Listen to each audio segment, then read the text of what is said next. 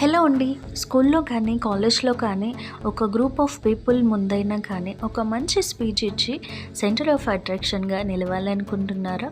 అయితే నేను చెప్పబోయే ఈ టిప్స్ మీకు చాలా హెల్ప్ అవుతాయి. మరి అదేంటో తెలుసుకుందామా? టిప్ నెంబర్ 1, నువ్వు స్పీచ్ ఇవ్వాల్సిన టైం వచ్చేసరికి మీ ఆడియన్స్ ఏ ఏజ్ గ్రూప్ వాళ్ళని నీకు ముందుగానే తెలియాలి. సో దట్ వారికి తగ్గట్టుగా మీరు కంటెంట్ ప్రిపేర్ చేసుకోవచ్చు. Tip number 2, start with a strong opening. మిమ్మల్ని మర్చిపోలేని విధంగా మీరు స్పీచ్ అనేది స్టార్ట్ చేయాలి. Tip number 3, speak clearly. అంటే మీరు చెప్పాలనుకున్నది ముందుగానే ఫ్రేమ్ చేసుకోవాలి. ప్రతి ఒక్కరికి అర్థమయ్యే విధంగా, క్లియర్గా, ఈజీగా క్యాచ్ చేసే విధంగా ఉండాలి. Tip number 4, use body language. నువ్వు నీ స్పీచ్తో పాటు బాడీ లాంగ్వేజ్ కూడా యూజ్ చేయాలి. అంటే నీ స్పీచ్కి తగ్గట్టు బాడీ లాంగ్వేజ్ మ్యాచ్ అవ్వాలి.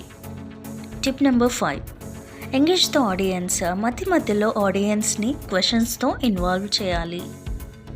Tip number 6, manage your nervousness. నీకు నర్వస్గా అనిపించినా అది కనపడకుండా మేనేజ్ చేయాలి. పైకి కాన్ఫిడెంట్గా ఉన్నట్టు ఉండాలి. Tip number 7, end with impact. నీ స్పీచ్ ఎండ్ వచ్చేసరికి ఒక ఇంపాక్ట్ క్రియేట్ చేయాలి. అప్పుడు ఆడియన్స్ నీకు ఇంప్రెస్ అవుతారు. మిమ్మల్ని ఎప్పటికీ గుర్తుపెట్టుకునే అవకాశం కూడా ఉంటుంది.